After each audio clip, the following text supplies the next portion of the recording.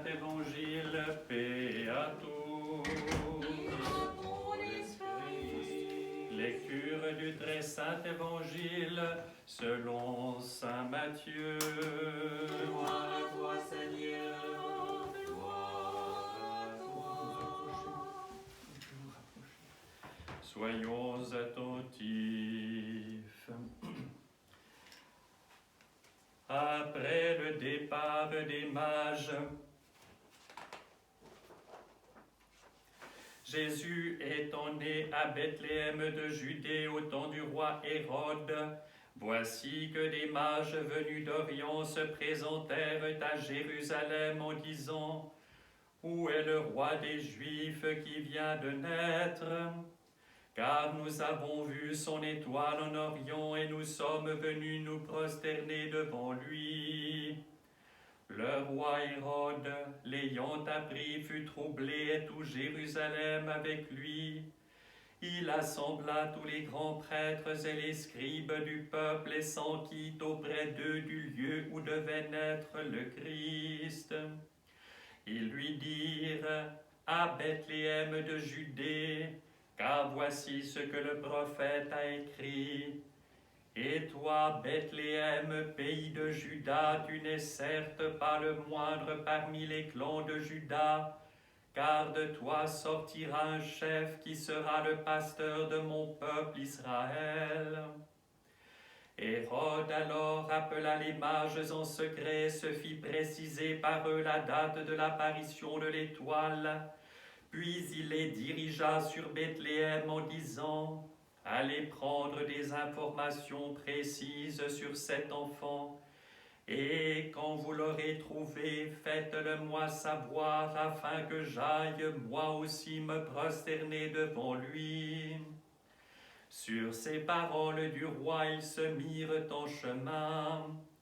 Et voici que l'étoile qu'ils avaient vue en Orient se mit à les précéder, jusqu'à ce qu'elle vint s'arrêter au-dessus de l'endroit où l'enfant se trouvait. La vue de l'étoile les remplit d'une grande joie. Ils entrèrent dans la maison, trouvèrent l'enfant avec Marie sa mère, et le front contre terre, se prosternèrent devant lui. Puis, ouvrant leur trésor, ils lui offrirent en présent de l'or, de l'encens et de la myrrhe. Enfin, avertis par un songe de ne pas retourner auprès d'Hérode, ils regagnèrent leur pays par un autre chemin. Gloire à toi, Seigneur, gloire à toi.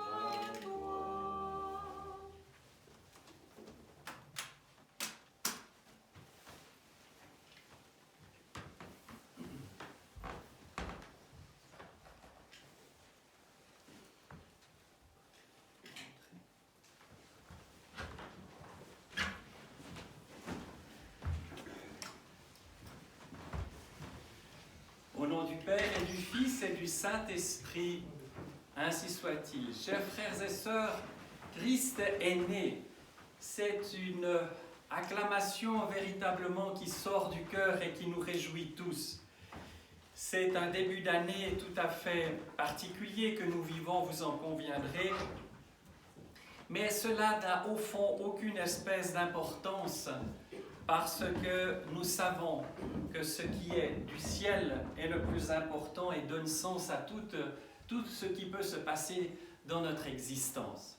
Alors, chers frères et sœurs, que notre joie soit intense, que cette joie soit communicative, qu'elle soit véritablement la manifestation de notre foi profonde, que la vie est plus forte que la mort et que, selon l'adage populaire, lorsque nous parlons de Noël, c'est le petit Pâques.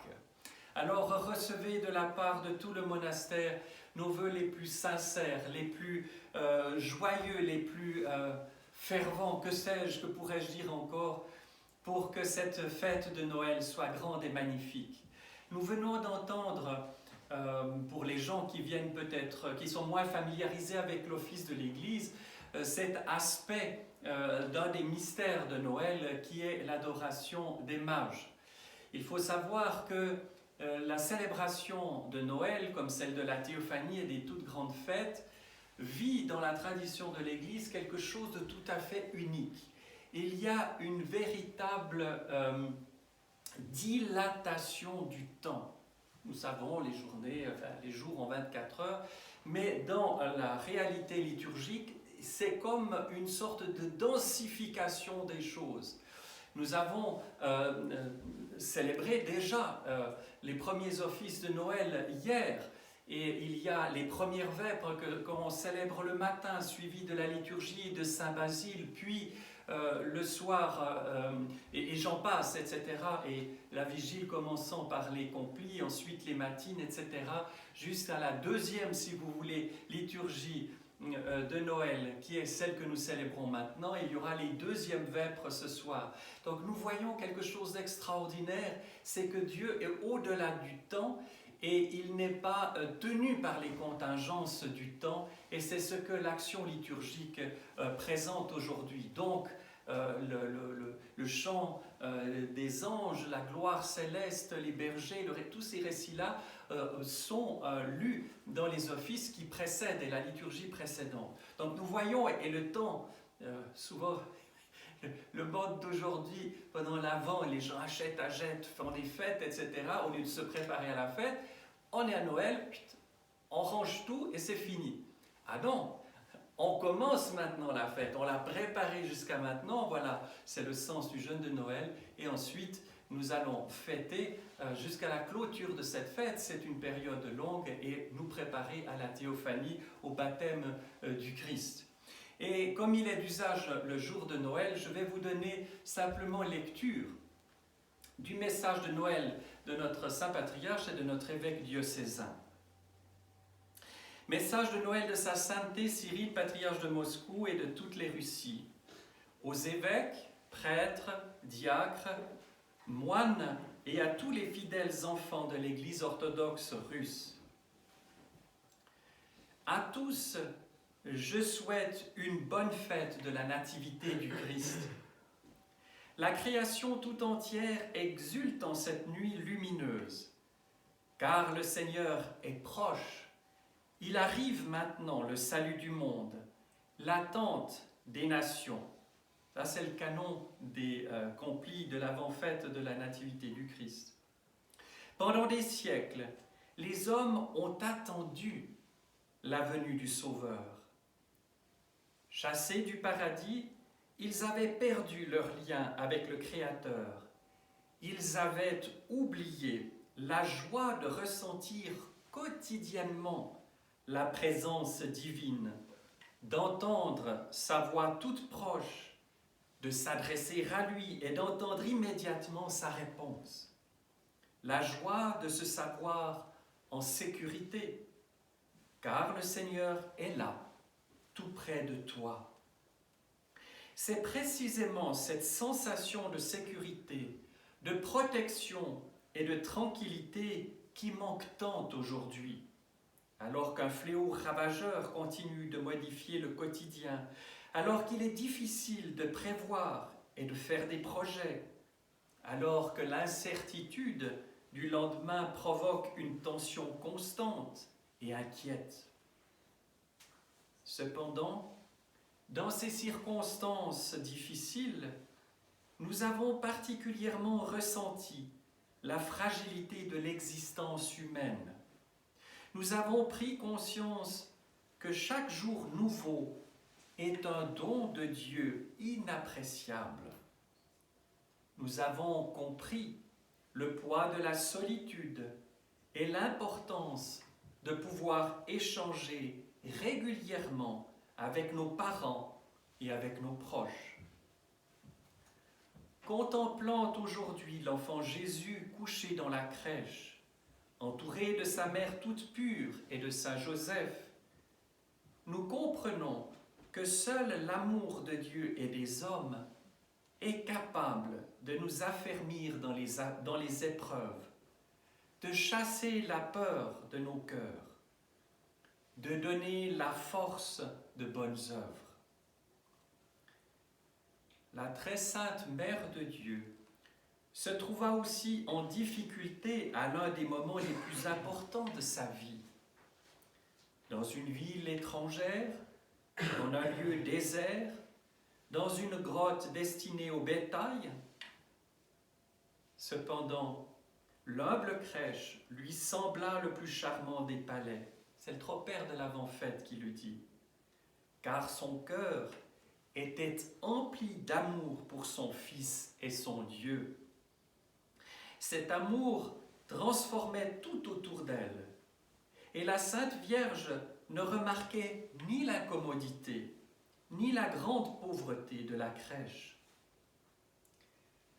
La gratitude envers le Créateur et la tendresse pour l'enfant nouveau-né lui permirent de compter pour rien les difficultés, de voir la bonté de la providence divine dans toutes les circonstances qu'il lui envoyait le Seigneur.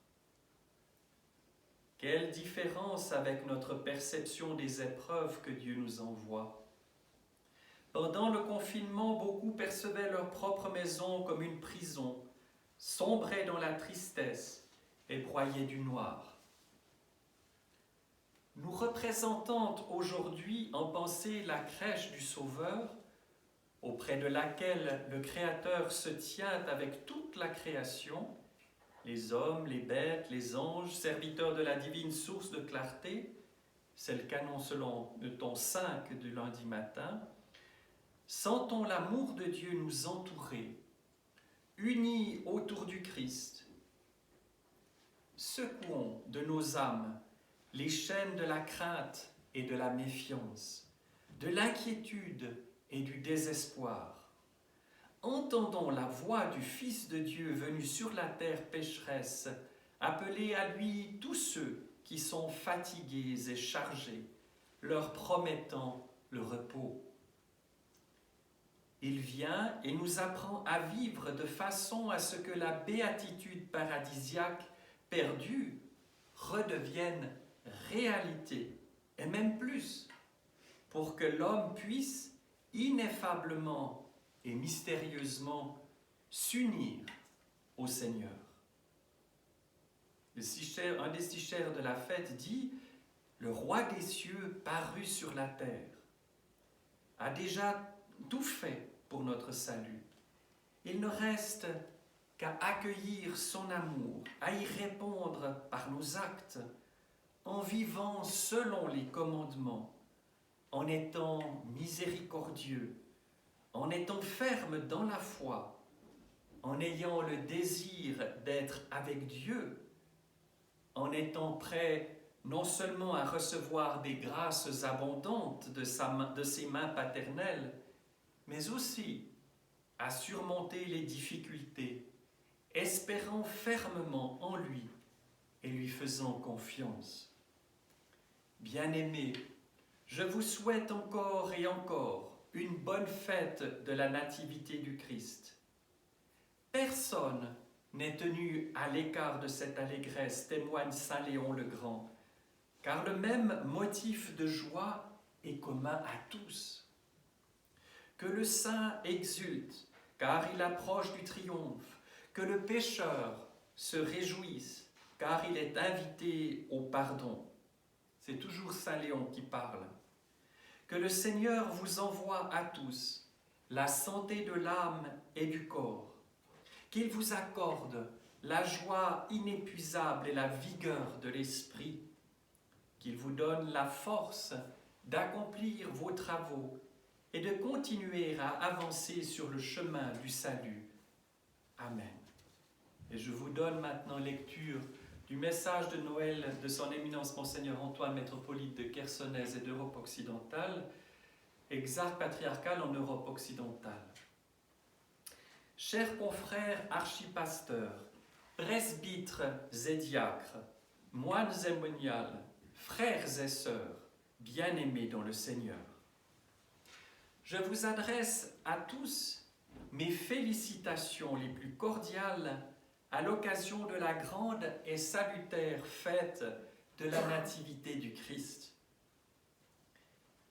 Les premières paroles de la divine liturgie béni est le règne du Père et du Fils et du Saint-Esprit, nous rappelle que dès que nous franchissons le seuil de l'Église et que nous commençons à participer à la vie mystique de l'Église, le Seigneur nous rend aussitôt participants à son royaume, là où aucune loi de la nature n'opère, là où il n'existe plus ni temps ni espace.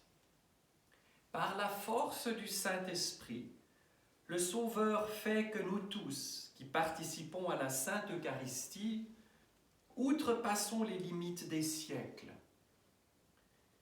Lors de la divine liturgie, il ne nous aide pas uniquement à nous rappeler les grands événements de l'histoire biblique, mais il nous donne également la possibilité d'en faire l'expérience, comme si nous-mêmes, nous étions leurs contemporains et leurs témoins. À ta scène mystique, Fils de Dieu, reçois-moi en ce jour, c'est-à-dire maintenant, à cet instant. Rassemblés aujourd'hui dans les églises de Dieu, nous honorons dans nos prières la naissance du Christ. Nous joignant aux bergers et aux rois mages, nous accourons vers la crèche de Bethléem afin de nous incliner devant le Sauveur venu dans ce monde, afin de lui offrir nos dons et de lui adresser nos demandes les plus personnelles. En contemplant le divin enfant qui, par sa venue au monde, donne à l'humanité l'espérance du salut, prions-le pour qu'en ces temps difficiles, il nous garde tous en bonne santé et dans la prospérité, qu'il guérisse les malades, qu'il console les affligés, que d'en haut, il octroie sa force et son aide aux médecins qui se battent jour et nuit pour sauver des vies humaines. Et que notre foi devienne un de ces dons présentés au Sauveur nouveau-né. Cette foi sincère avant tout par notre confiance envers Dieu. Elle se manifeste par notre capacité à nous confier à la miséricorde divine, quelque difficiles que soient les circonstances. Que le Seigneur miséricordieux et magnanime bénisse l'année à venir, afin qu'elle nous devienne l'été de ses bontés, et que la douce joie de Noël que nous vivons actuellement illumine nos cœurs et les réchauffe par la lumière sans déclin de l'amour divin. Avec amour en Christ, Antoine, métropolite de Chersonèse et d'Europe occidentale. Au nom du Père et du Fils et du Saint-Esprit, ainsi soit-il.